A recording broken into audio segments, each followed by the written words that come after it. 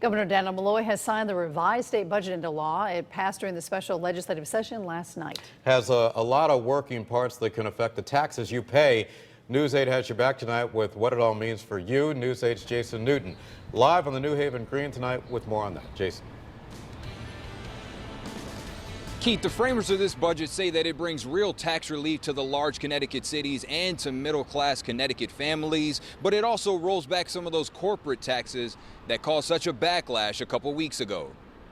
A lot of work has been done over the last 6 months in Connecticut to put us on a more solid footing. Governor Malloy signed off on the state's budget covering expenses for the next 2 fiscal years. Of specific interest to big city dwellers in Connecticut is property tax relief in the form of reduced payments on vehicle taxes.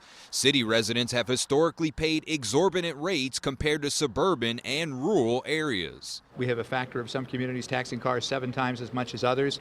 We now address that and capping the car tax at 32 mills. More relief for cities will come from the pilot program. Cities like New Haven that are filled with tax-exempt properties like colleges, universities, and hospitals will now receive more revenue from the state through the payment in lieu of taxes. More money will go to those cities with more tax-exempt property. For the first time now, we recognize that communities that have more tax-exempt property should have a greater degree of reimbursement under the pilot formula than those who don't. This is a budget that provides actual property tax relief for working families in the state. To pay for these tax reliefs, the state's wealthiest will be asked to pay more through an income tax increase for those who make more than $500,000 per year. Republican leadership says this budget is bad fiscal policy. The first budget that they passed had a $1.6 billion deficit at the end of the 2 years.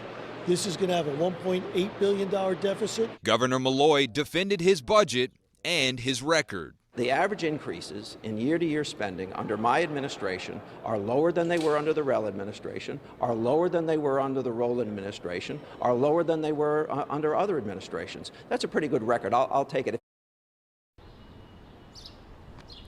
And now Governor Malloy went on to say that many of the best parts of this budget won't be realized for the next few years. That's after these transportation upgrades begin to take shape. We're live tonight on the New Haven Green. Jason Newton, News 8.